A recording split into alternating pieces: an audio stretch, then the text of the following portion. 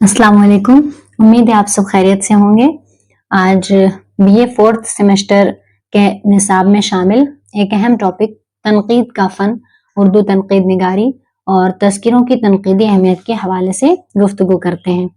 चलिए इस टॉपिक का आगाज़ करते हैं और समझते हैं कि उर्दू में तनकीद क्या है और तज़किरों में किस तरह से तनकीदी अहमियत पाई जाती है। तो तनकीदी शऊर के बगैर अदब का तसव्वुर मुमकिन ही नहीं है। यूं समझिए कि अदब के साथ ही अदबी तनकीद का आगाज हो जाता है और तख्लीकी अमल में तनकीदी सलाहियत बराबर कार फरमा रहती है। यानी जब कोई अदीब या शायर किसी फनपारे की तख्लीक में मशगूल होता है तो तनकीदी शऊर उसकी रहनुमाई करता रहता है। किसी तख्लीक का मुताला करते वक्त हम इस बात से अक्सर बेखबर होते हैं कि फनकार ने इसे आखिरी शक्ल देने तक कितनी मेहनत की है, एक एक लफ्ज को कितनी बार बदला है, अल्फाज की तरतीब में कितनी दफा रद्दो बदल किया है और हम तक पहुंचने से पहले एक एक सतर कैसी कैसी तब्दीलियों से दो चार हुई है। फनकार की इस मेहनत को तनकीदी मेहनत कहा जाता है।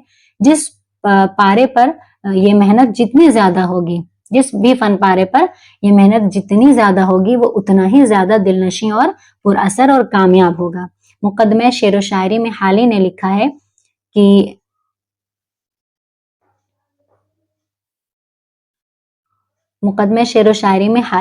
है कि रूमी शेर का मामूल था, रूमी का ये शायर है जिनका मामूल था कि सुबह को शेर कहता और दिन भर उसकी नोक पलक संवारता। उसका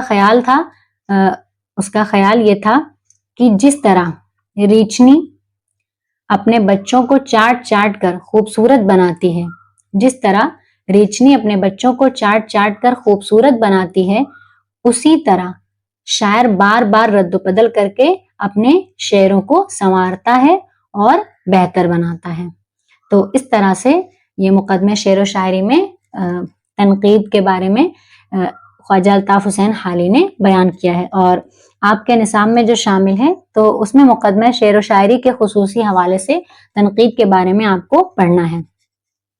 इसके अलावा टी.एस. एलिट का कहना है कि बाज लिखने वालों की तख्लीक दूसरों से इसलिए बेहतर होती है कि उनका तनकीदी शऊर ज्यादा तरक्की याफ्ता होता है। ये तनकीद का वो अमल है जो फनकार से ताल्लुक रखता है। कोई तख्लीक जब मुकम्मल होके दूसरों तक पहुंचती है तो वहां तनकीद का इजहार उनकी पसंद या नापसंद की शक्ल में होता है।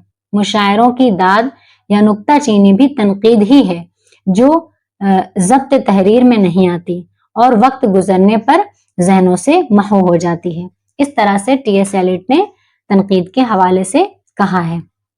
और कोई शायर जब अपने शागिर्द के कलाम पर इस्लाह करता है, कोई लफ्ज रद्द करके दूसरा लफ्ज तजवीज करता है या अल्फाज की तरतीब बदल देता है या किसी शेर को यकसर कलमजद कर देता है और अक्सर इसका सबब भी बयान कर देता है, तो गोया वो अपनी तनकीदी नजर का इस्तेमाल करता है और उसकी ये तनकीदी राय शेरी मसूदात में अमूमन महफूज रह जाती है। लेकिन जब हम तनकीद के अवलीन नमूनों की जुस्तजू करते हैं तो हमारी नजर कदीम शोरा के दवाइन पर जाकर ठहर जाती है। यानी अगर किसी ने शायरी की या किसी ने कोई चीज तसनीफ की और उसने अपने उस्ताद को दिखाया कि उसमें जो गलतियां हैं उसकी आप इस्लाह कर दें, तो अगर वो उनकी इस्लाह करते हैं तो उसमें कोई लफ्ज हटाकर दूसरा लफ्ज वहां पर ले आते हैं या किसी भी लफ्ज का में रद्दोबदल करते हैं, तो ये समझ लीजिए कि उनका जो तनकीदी जो फन है उस पर उनकी गहरी नजर होती है और वो अपनी तनकीद की नजर का इस्तेमाल करते हुए ये काम अंजाम देते हैं।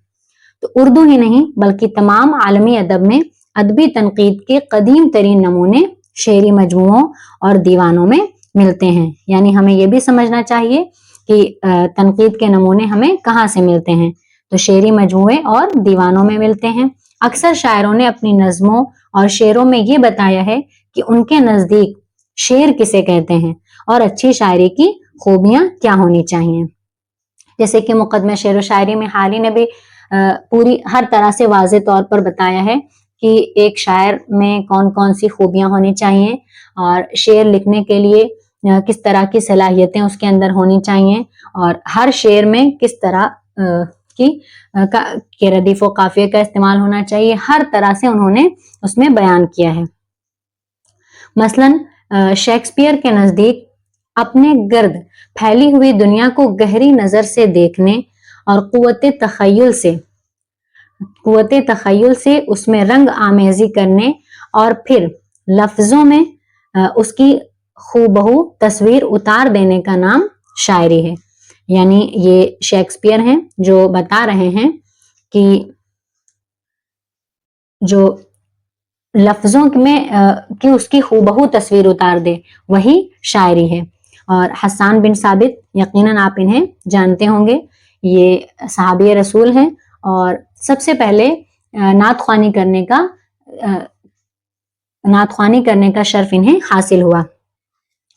तो इनकी नजर में अच्छा शेर वो है कि जब वो पढ़ा जाए तो लोग कह उठें, यानी इतना अच्छा लगे कि सुनने वालों को कि वो खुद भी उसे गुनगुनाने लगे। और उर्फी की राय में वो शेर अच्छा है, अच्छा कहलाने का मुस्तहिक है जो हुस्न सूरत के साथ हुस्न मानी भी रखता हो, यानी जिसका न सिर्फ देखने में जो अच्छा हो, जिसकी न सिर्फ सूरत अच्छी हो बल्कि उसका मानी भी उतना ही अच्छा हो। और हमारे कदीम शोरा में सबसे पहले वजही असदुल्ला वजही हैं। इन्होंने अपने कलाम में शायरी की बाबत अपनी राय जाहिर की है। उनके नजदीक शायर असरार गैब को बेनकाब करता है। असरार यानी छुपी हुई चीज है ना, असरार गैब यानी राज, छुपे हुए राज को बेनकाब करता है। तो इन्होंने शायरी करके इस बात को वाज़ेह तौर पर समझाया है कि हुआ जो जब शेर यूं बोलने, हुआ जो यानी जब मन हुआ शेर बोलने के लिए, शेर कहने का जब मन हुआ, खजीने लगियां गैब के खोलने। हुआ जो जब शेर यूं बोलने, खजीने लगियां गैब के खोलने। तो इस तरह से इन्होंने बताया है कि शायर असरार गैब को बेनकाब करता है।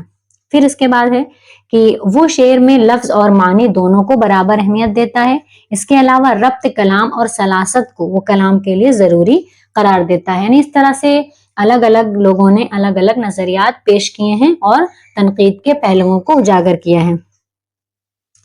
इसी तरह से गवासी की राय में शायरी को सलीका दरकार है। शायर को इंतखाब व नशिस्त अल्फाज की तरफ खास तवज्जो करनी चाहिए। उसके नजदीक नई नई तशबीहें शेर के हुस्न में इजाफा करती हैं। इब्न निशाती शेर गोई में गौर व फिक्र को अहमियत देता है और दर्स अखलाक को शायरी के लिए जरूरी बताता है। इसी तरह से अलग अलग लोगों ने अलग अलग नजरियात पेश किए हैं और अपनी अपनी राय बल्कि पेश की है इसके हवाले से। तो इसको आप और डिटेल में पढ़ना चाहें तो स्क्रीनशॉट लेकर के पढ़ सकते हैं। तो अब हम यहाँ पे ये थोड़ा समझ लेते हैं कि जो तनकीद में तज़किरों की जो अहमियत है, तो शोराए उर्दू के तज़किरे हमारा कदीम और बेश कीमत अदबी सरमाया है। ये जो उर्दू के तज़किरे हैं और हमारी जबान में तनकीद की बुनियाद इन्हीं के जरिए पड़ी। इन तज़किरों में तनकीद के जो नमूने मिलते हैं उन्हें बाकायदा तनकीद कहना तो मुश्किल है, अलबत्ता इन्हें उर्दू तनकीद का पहला नक्श जरूर कहा जा सकता है। यानी जितनी भी हमने सब पढ़ा तो इससे हमें ये अंदाजा हो जाएगा कि हमें जो तनकीद के जो नमूने हैं वो कहाँ मिलते हैं। तो इस तरह से तज़किरों में तनकीदी अहमियत को उजागर किया गया है। तज़किरे में तफसील की गुंजाइश नहीं होती। आम तौर पर तज़किरा निगार की ये ख्वाहिश होती है कि वो ज्यादा से ज्यादा शायरों को अपने तज़किरे में जगह दे, इसलिए वो मजबूर होता है कि शायर का मुख्तसर तारुफ कराए, कम लफ्जों में उसके कलाम पर राय दे और आखिर में नमूने के तौर पर 2-4 शेर पेश कर दे। चुनांचे तज़किरा निगार से शायर की मुफस्सल सवाने, मुकम्मल सीरत और भरपूर तनकीद की तवक्को अबस है। इस तरह से इसकी भी जो तफसील है और इस इख्तिसार से मायूस होकर हमारे बाज नक्कादों ने इन तज़किरों को रद्दी का ऐसा ढेर करार दिया जिसका नजर आतिश कर दिया जाना चाहिए। اور کلیم الدین احمد کو ان تذکروں سے اختصار کے علاوہ پراگنڈی اور جانبداری کی بھی شکایت ہے.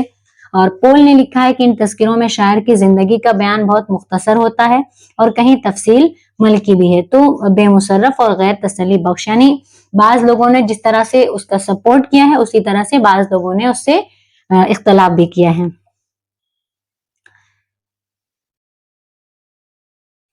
تو تذکروں میں جو تنقیدی عنصر موجود ہے اس سے تو کلیم الدین احمد قطعی مایوس ہیں، یعنی یہ بڑے تنقید نگار ہیں اور انہوں نے اس چیز سے اختلاف کیا ہے. انہیں شکایت ہے کہ بیشتر شعراء کے کلام پر تنقید کی ہی نہیں جاتی اور جہاں کی جاتی ہے وہاں خیال، رنگینی بیان اور مبالغہ آرائی کی نظر ہو جاتا ہے. اس طرح سے انہوں نے اپنی رائے پیش کی ہے. اور ہر تذکرے کی اپنی ایک الگ خصوصیت ہے. کوئی تذکرہ نگار شعراء کے حالات کو زیادہ اہمیت دیتا ہے تو کسی کا زور سیرت نگاری پر ہے.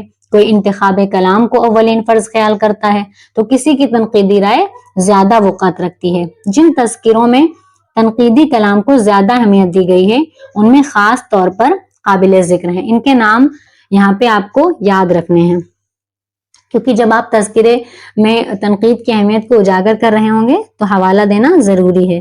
تو اس میں میر تقی میر کا ایک تذکرہ ہے نکات الشعراء، اور مصحفی کا تذکرہ ہے تذکرہ ہندی، اور شیفتہ کا ہے گلشن بخار، اور محمد حسین آزاد کا آب حیات. تو ان تذکروں کے نام آپ کو یاد رکھنے ہیں. پھر تذکروں میں تنقید کے اس مختصر جائزے سے یہ حقیقت واضح ہو جاتی ہے کہ تذکروں میں تنقید موجود تو ہے مگر نقائص سے اکثر پاک نہیں. دراصل یہاں ہماری تنقید کا پہلا نقش ملتا ہے اور پہلا نقش بے عیب نہیں ہو سکتا. یعنی اگر جہاں پہ کسی چیز کی ابتدا ہو رہی ہے تو یقیناً وہ ابتدا ایک دم مکمل طور پر کسی ہر عیب سے پاک نہیں ہوگی، یقیناً اس میں کچھ نہ کچھ کمیاں پائی جائیں گی. اس طرح سے ایک حنیف نقوی ہیں، انہوں نے بھی اس میں اپنی رائے دینے کی کوشش کی. ان کا پورا قول یہاں پہ ہے ذکر. اس طرح سے آپ اس قول کو، حنیف نقوی کا یہ قول آپ پڑھ سکتے ہیں پورا. یہاں پہ اسکرین شاٹ بھی اس کو لے سکتے ہیں اور ڈیٹیل میں پڑھ کر آپ اسے کلیئر کر سکتے ہیں. تو تذکرے ہمارے سرمایہ ادب کا ایک گراں قدر حصہ ہیں جسے نظر انداز کر کے نہ ہم اردو شاعری کے مطالعے ہی میں کامیاب ہو سکتے ہیں اور نہ اپنی ادبی و تنقیدی شعور کے آغاز و ارتقاء کی تاریخ مرتب کر سکتے ہیں. ہم نے اپنے قدیم شاعروں کو انہی تذکروں کے ذریعے جانا اور پہچانا ہے. یہی نہیں بلکہ ہماری ناقدانہ بصیرت بھی انہی تذکروں کی فضا میں پروان چڑھی ہے. تو اس طرح سے ہمارا یہ پورشن مکمل ہوا. اور تنقید سمجھنے کے لیے سب سے پہلے پورا تو آپ نے دیکھ ہی لیا، لیکن اس میں ایک آدھ پوائنٹ جو یہ ہیں کہ ہر چیز میں یہ ضرور آتا ہے کہ یہ کس زبان کا لفظ ہے اور کہاں سے نکلا ہے. تو اگر ہم تنقید کی بات کریں تو تنقید نکلا ہے لفظ نقد سے، لفظ نقد سے نکلا ہے اور جس کے لغوی معنی ہیں کھرے اور کھوٹے کی پرکھ. تو یہ آپ کو یاد رکھنا ہے کہ تنقید لفظ نقد سے نکلا ہے اور اس کے معنی کھرے اور کھوٹے کی پرکھ کے ہیں، ہے نا. اور تنقید کا کام کیا ہوتا ہے کہ فن پاروں کی قدر و قیمت متعین کرنا. یعنی جب کسی فن پارے کو، یعنی کسی تصنیف کا کوئی تنقید نگار بہت ہی گہرائی اور گہرائی کے ساتھ مطالعہ کرتا ہے تو اس میں چھپی ہوئی وہ خوبیاں بھی نکال لیتا ہے اور خامیاں بھی نکال لیتا ہے. تو اس طرح سے جب وہ اپنے نظریات کے ساتھ اسے پیش کرتا ہے تو یہی کیا ہے، تنقید ہے. تو اسی کے ساتھ آج کا ہمارا ویڈیو ختم ہوا اور انشاءاللہ آپ سے اگلے ویڈیو میں ملتے ہیں. تب تک کے لیے اللہ حافظ.